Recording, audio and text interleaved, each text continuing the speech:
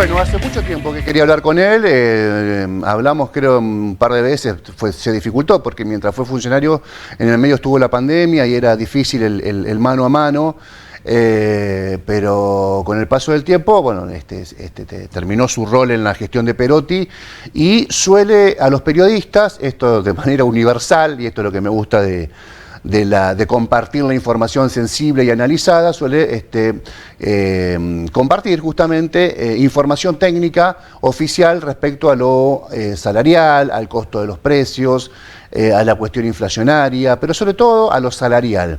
Estoy hablando de Juan Manuel Pucineri, que está con nosotros. ¿Cómo te vas? Buenas noches, gracias por venir. ¿Qué tal, Héctor? No, gracias a vos por invitarme.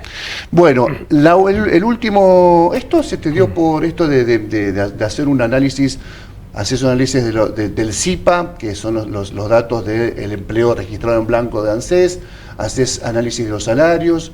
¿Esto es algo metódico tuyo que decidiste además compartirlo con muchos periodistas y seguramente con otros colegas tuyos?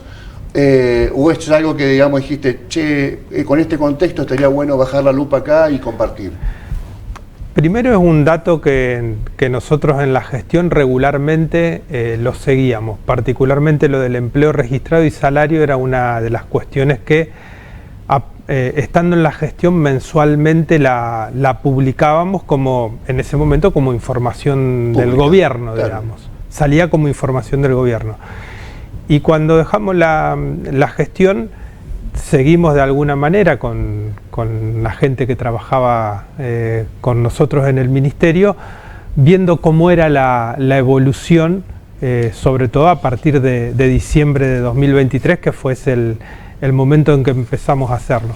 Y allí seguimos los mismos datos, digamos, lo que tiene que ver con el empleo registrado, porque es un indicador importante de la marcha de la economía, y lo que tiene que ver con los salarios, digamos, porque también en una economía que el 70% se explica por el mercado interno, el dato de salarios es un dato central.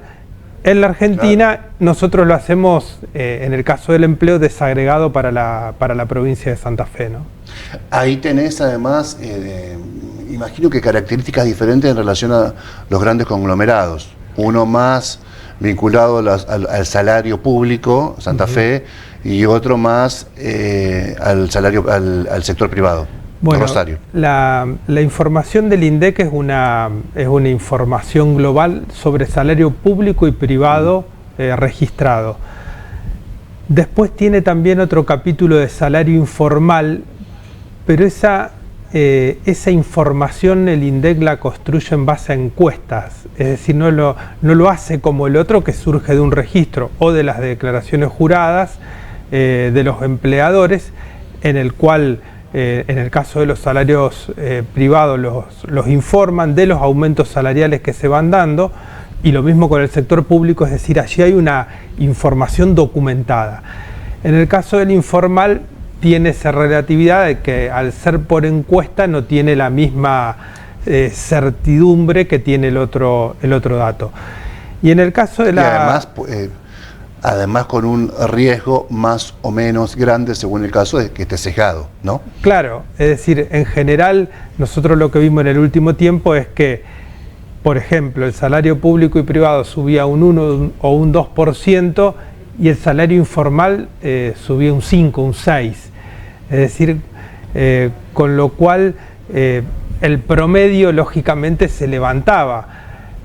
Pero reitero, la metodología no es para decir que es falso el dato, pero sí la metodología no tiene la misma rigurosidad que tiene la del salario registrado, sea público o privado. Y en la provincia de Santa Fe, en realidad, el seguimiento del salario público que interesa... Ahí estamos apoyando justamente, Juan, con ahí imágenes. Vas a ver lo que te digo.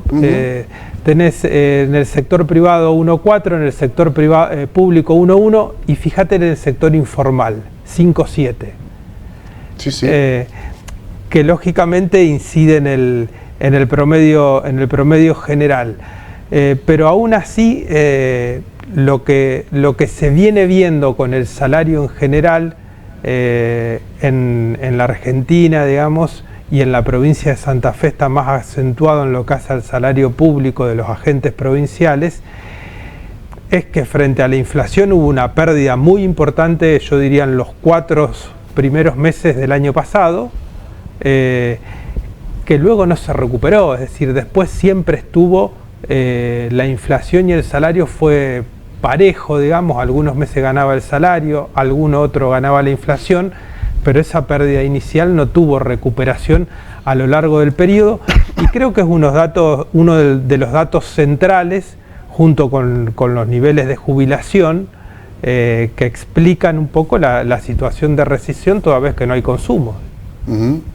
El último informe que compartiste, salarios registrados a septiembre 2025 pierden con la inflación, algo ya venías anticipando. Nosotros hablamos hace 2 jueves con la cooperativa Mate, que se habrás escuchado, de Rosario. Sí. Son todos técnicos económicos, cientistas económicos, que hacen un trabajo con mucha rigurosidad también, muy desmenuzado. Ellos hablaban que en la era Milei, que puede ser trasladada, traspolarse a la era Puyaro, a la era Poletti, a la era Hapkin, a la era de quien sea, pero principalmente por la política económica de Milei, el salario había registrado un impacto de una pérdida de 8 millones de pesos para el asalariado en blanco, y de 4 millones para el jubilado.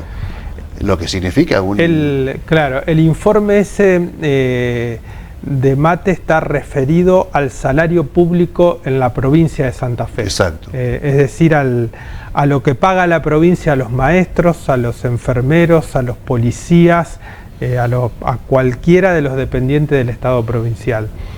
Allí hay una pérdida importante. Yo diría que en la provincia de Santa Fe la pérdida fue mayor a la pérdida del salario nacional, digamos, del salario privado, que se acuerda en paritarias por actividad, que son paritarias nacionales en su gran mayoría, y está determinado por un hecho muy concreto, digamos. El gobernador actual, Puyaro, desconoció una última paritaria que habíamos suscripto con los gremios nosotros, que permitía solamente igualar el salario con la inflación al mes de diciembre de 2023. Al no reconocerla, ¿qué sucedió? Todos los aumentos se empezaron a dar sobre un salario desactualizado, con lo cual el nivel de deterioro del salario público en la provincia de Santa Fe es importante. Y otro dato, no sé si lo menciona el estudio de Mate, pero sí es otro dato muy evidente, porque nosotros lo cuidábamos cuando negociábamos colectivamente, que es que el mínimo estuviera en línea con la canasta básica. Es decir, nosotros en todas las paritarias, cuando se otorgaban los aumentos, cuando se discutían los aumentos, nos fijábamos que el salario inferior de la provincia estuviera en línea con la canasta básica. Hoy está tranquilamente un 30% abajo de la canasta básica el salario inferior, con lo cual muestra el deterioro que ha tenido el salario en la provincia de Santa Fe, particularmente en la gestión de Puyaro, ¿no? ¿Y por qué crees que pasa? Me parece no es una cuestión de creatividad, porque ya hay antecedentes que han sucedido. Y además, en muchas ocasiones los gremios han dicho, bueno, las categorías más bajas le vamos a garantizar un piso mínimo, esto que estás planteando acá, que puede estar emparentado a la canasta básica, y tal vez, que si puede significar, pongamos un 5, y tal vez las categorías más altas, vamos a un 3,5, un 2, lo que sea, pero bueno, son salarios mucho más fuertes. Las categorías altas son salarios más fuertes. Yo creo que hay una concepción que tiene que ver con ajustar en los salarios públicos con la premisa de que ese es un gasto burocrático, un gasto que dificulta otras cosas de la gestión, como por ejemplo la realización de obras, digamos. Parece que hay una concepción que pasa por otro lado, pasa también por creer que por no creer en la negociación colectiva. Este es un dato muy evidente de este tiempo, digamos. El gobierno provincial no cree en la negociación colectiva, es decir, otorga un aumento, si te gusta lo aceptás, si no te gusta te lo doy igual, pero lo sigo discutiendo, digamos, lo sigo encontrando, buscando alternativas. Y la negociación colectiva en realidad no es un dato menor, no es un dato menor al punto tal que viene siendo considerada por la OIT como una de las cuestiones fundamentales. El convenio referido a negociación colectiva es uno de los convenios que es considerado como de derechos humanos, porque el diálogo colectivo es lo que permite la superación. Yo creo que la superación no solo en lo salarial, sino también en las condiciones de trabajo, digamos. Este dato en el sector docente es más que evidente, digamos, que está sucediendo, y me parece que en el fondo hay una concepción autoritaria que pasa por no reconocer ese instrumento, que es un instrumento de diálogo entre el empleador o la autoridad en este caso y la representación de los trabajadores. Me parece que es eso. Sí, sí. Hace 2 semanas hablé con un funcionario de educación. Me decía, sí, hay mucha controversia, a mí no me gusta la idea de el premio, a mí yo le planteaba, para mí es un presentismo maquillado, sí. Y él me decía, pero ten en cuenta que se pagaban horas de licencia que eran exorbitantes, extendidas en el tiempo, imposible de auditar. Tantas horas, me mencionó, no quiero mentir acá, pero muchas horas por miles de cuidado de suegras que existió, por poner un ejemplo. Y me decía que la gestión anterior se relajó de mínima, me decía, o lo fomentó de máxima. ¿Ha habido una intención de la gestión de Omar Perotti, en la que vos participaste, de, digamos, no te quiero decir fomentar, porque es prácticamente adjudicar una irregularidad, pero bueno, vamos flotando mientras nos den los números y después al momento, la auditoría será para otro momento? ¿Se entiende? Sí, bueno, esa era una de las cuestiones que se dialogaban en paritaria. Nosotros tuvimos 2 años de paritaria atravesados por la pandemia, COVID, sí. por el COVID. Allí había muchas licencias que venían impuestas, es decir, no eran licencias que se podían discutir, porque tenían un fundamento sanitario, digamos. Amén de eso, hay que ver el cálculo de lo que se toma por licencia también, Héctor, porque se toma por licencia también y se lo computa en esas miles de horas los casos en que un docente ocupa otro cargo y tiene que ser cubierto el cargo anterior por otro, es decir, uno se va a la dirección y el cargo de maestro hay que cubrirlo, digamos, y eso se toma como una licencia también que engrosa la cantidad o las miles de horas estas que te mencionaba, sí, ese funcionario. Pero podemos ver el amperímetro de ese ejemplo. Muchísimo, ¿sí? Porque en educación hay permanentemente movilidad respecto de los cargos docentes y de la necesidad de ir cubriendo puestos de dirección. Eso es un dato que se computa como licencia, pero en realidad es un movimiento dentro de la estructura educativa. Y después, la licencia de la suegra me parece que está tomado como en alguna oportunidad hizo el gobierno nacional en una conferencia del vocero que mostraba un perro para decir que con eso habían pedido una licencia por discapacidad. Me parece que eso está direccionado a estigmatizar una situación que, a mi modo de ver, tiene que ver esencialmente con la falta de diálogo. Si el gobierno dialogara con los docentes, podría ver que muchas de estas cuestiones que se plantean o no son como se dicen, o tienen una justificación objetiva.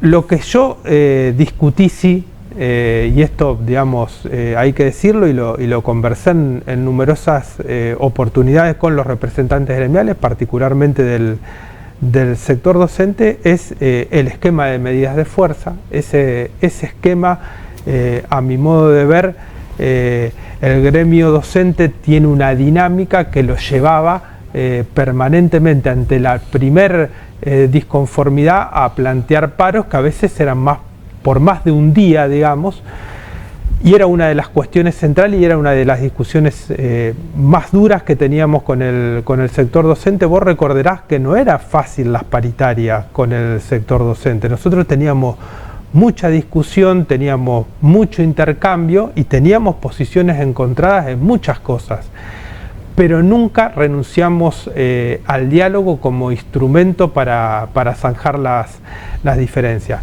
Hoy, digamos, se está privilegiando un esquema en el cual se deprimen los salarios al punto tal que lo marcaba la gente de Mate y que lo conversamos en este momento, y se compensa esa pérdida, o se intenta compensar esa pérdida con un presentismo que tiene, digamos, en ese contexto una significación importante. Entonces, en vez de recurrir al diálogo para fomentar o para avanzar en las cuestiones de condiciones de trabajo, lo que se está haciendo es un esquema de naturaleza unilateral y autoritaria, en la cual yo no negocio con vos, te doy esto, aparte si vos no lo querés y vas al paro, yo te saco el presentismo, que se presenta de alguna manera como un mecanismo con el cual nosotros no estamos de acuerdo. Digamos, creemos que es un mecanismo nocivo, pero que además tiene consecuencias. Vos, a ver, vos sos un estudioso de este palo, por decirlo de alguna manera. El sistema es tan elefantiásico que tiene tantas categorías, subcategorías, reemplazos, interinatos, suplencia, hay miles de variables que se cruzan. Para usar un adjetivo, digamos, científico, es un quilombo importante. En ese quilombo, en esa tormenta, en esa gran estructura compleja, me da la sensación que es real cuando alguien plantea esto hay que acomodarlo, porque picardías, el sistema te lleva a ser pícaro, el sistema te puede llevar a estafar al Estado, que evidentemente esas cosas habrán ocurrido más de una vez. Y por ejemplo, Claudia Balaguer decía, que fue ministra de Educación de Miguel Lifchit, todo está en una planilla Excel a disposición del Estado provincial. No hay que armar mucha movida, hay que establecer quién es quién en cada caso, hacer cruzamiento y te salta enseguida quién es un buen trabajador, un chanta o lo que sea. Bueno, a ver, la situación de picardía no se puede descartar, digamos, de hecho... Sí, en todos lados hay. Digamos, en el privado, imagínate, en el público... Lo que sí es cierto es que existen mecanismos en el Estado provincial, y Balaguer lo sabe mejor que nadie porque fue ministra durante un periodo largo de tiempo, digamos. Hay mecanismos para controlar, para saber cuándo una licencia es excesiva, para saber qué licencia se está tomando porque se está en otro cargo, qué licencia se está tomando por enfermedad, cuáles son las enfermedades que se instan para tomar una licencia. Si todos esos mecanismos lo tiene el Estado. Pero aparte, vuelvo a lo siguiente, digamos. El método que se está usando actualmente es como, para decirlo en términos muy básicos, si a vos te duele el dedo, no veo qué le pasa al dedo, te lo corto directamente. Ese es el mecanismo que se está utilizando actualmente. Es un mecanismo que deprimió los salarios, que no respeta la negociación colectiva, porque la negociación colectiva yo no veo que al menos en el sector docente esté siendo respetada, y uso un mecanismo por el cual, frente a la depresión de los salarios, yo te obligo a ir a trabajar con el presentismo de cualquier manera. Es decir, no importa que vos estés transitando por un tratamiento oncológico, no importa que estés haciéndote diálisis, todo eso no importa. Si no vas a trabajar, por el motivo que sea, y aun cuando esté suficientemente justificado, yo no te pago. Te hago esta pregunta y te hago una pregunta larga, con varios protagonistas, vos respondés hasta donde quieras.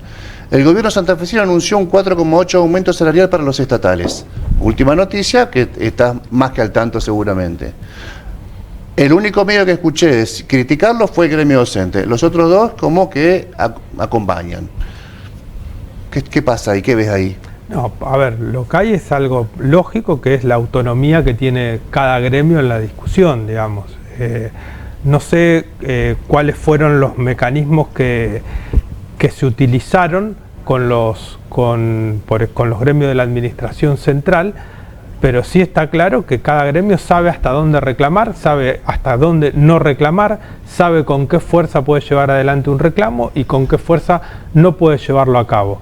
Entonces, yo lo que estoy visualizando, digamos, y digo el sector docente porque esa paritaria es la paritaria más grande que tiene la provincia de Santa Fe y que presta un servicio como la educación, que es central para la provincia.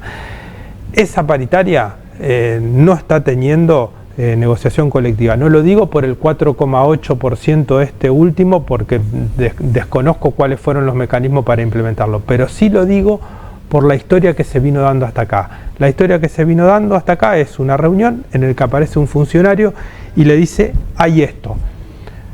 El gremio lo analiza, lo discute y dice, no estamos de acuerdo, no hay más nada. Hay esto.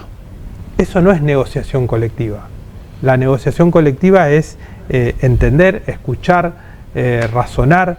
La negociación colectiva no solamente comprende el salario, tampoco veo que en el caso docente se discutan otros temas de condiciones de trabajo. Cuando nosotros hacíamos paritaria había un capítulo importantísimo que tenía que ver con muchas de estas cosas, traslados, ofrecimientos de cargos, con todas esas cosas se discutían en paritaria o se discutían en la negociación colectiva. Eso yo francamente no veo que esté sucediendo. Y en el caso de los otros gremios, reitero, la autonomía sin negociar es uno de los principios del derecho colectivo. Cada gremio sabe qué hacer en cada caso concreto. La última, Juan Manuel, se nos terminó el tiempo. Hablamos un montón y se fue rapidísimo. ¿Estuviste militando para el 26 de octubre los candidatos? ¿Cómo te encontró ese proceso? A ver, nosotros en general hicimos un planteo inicialmente que tenía que ver con abrir la participación en el Partido Justicialista de cara a las elecciones. Planteábamos que se convoca al peronismo santafesino en su conjunto, esto es todas las agrupaciones, los intendentes, los presidentes comunales. Eso, digamos, por distintos motivos no sucedió. Las listas se terminaron armando con una fuerte intervención de las agrupaciones nacionales o con decisiones nacionales. Nosotros en el proceso que fue la campaña electoral, distintos dirigentes de nuestro espacio colaboraron, estuvieron, pero una vez terminada la elección marcamos nuevamente que aquel déficit que tuvo la conformación de la alianza, no solo en lo que hace a candidatos, sino también en lo que hace a discurso público o a posicionamiento, porque esa definición implicó no solo que las candidaturas se definieran con gente afuera, digamos, con mucha gente afuera, sino también que se adoptara una estrategia que no iba más allá de decir vamos a frenar a Milei, pero digamos, no, frente a una sociedad que tenía miedo, que no quería, digamos, que se ponga en juego la estabilidad inflacionaria, el peronismo no le ofrecía nada, como propuesta, simplemente frenar a Milei. Y me parece que eso tuvo consecuencia. Ahora se abre un capítulo nuevo. Me parece que la aspiración que hay de cara al 27, que estamos prácticamente a un año, es que el peronismo pueda componer una oferta electoral que contemple a los afiliados, que contemple a los sectores y sobre todo que contemple una propuesta para los santafesinos y para los argentinos. Gracias, Juan Manuel, gracias por la visita. No, gracias a vos, Héctor. Una pausa, ya volvemos, hablamos con Marcelo González, diputado provincial de la UCR. Interesante también lo que se viene, la charla con Marcelo. Ya venimos.